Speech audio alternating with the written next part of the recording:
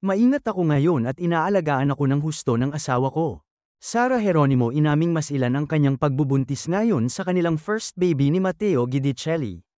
Sina Sarah Geronimo at Matteo Guidicelli ay nagpapahayag ng kanilang kasiyahan at excitement sa pagiging magulang. Ngunit sa kabila ng kanilang kasiyahan, inamin ni Sarah na siya ay may mga health concerns na nagiging sanhi ng pagiging mas ilan ng kanyang pagbubuntis, at kailangan niyang magpahinga ng husto ngayon. Samantala masayang-masaya naman ang kanyang mga fans at tiyak na ang kanilang pamilya at mga tagahanga ay nagsusuporta sa kanila para sa ligtas na pagbubuntis at malusog na sanggol na talagang matagal din nilang hinintay na maibigay sa kanila ng Diyos. Talaga namang ang mag-asawa ay excited at nagpapakita ng kanilang kasiyahan sa paparating na pagdating ng kanilang unang anak.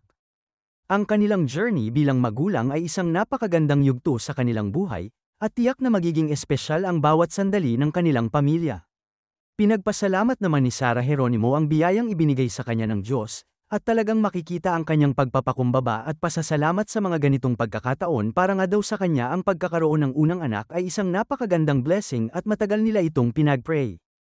Maraming fans ang natuwa at nagdiwang sa blessings ni Sarah at Matteo.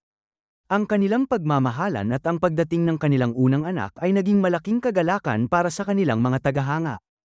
Ang mga fans nga nila ay masaya para sa kanila at patuloy na nagpapadala ng kanilang mga dasal at suporta para sa kalusugan ni Sarah at ng kanilang magiging anak.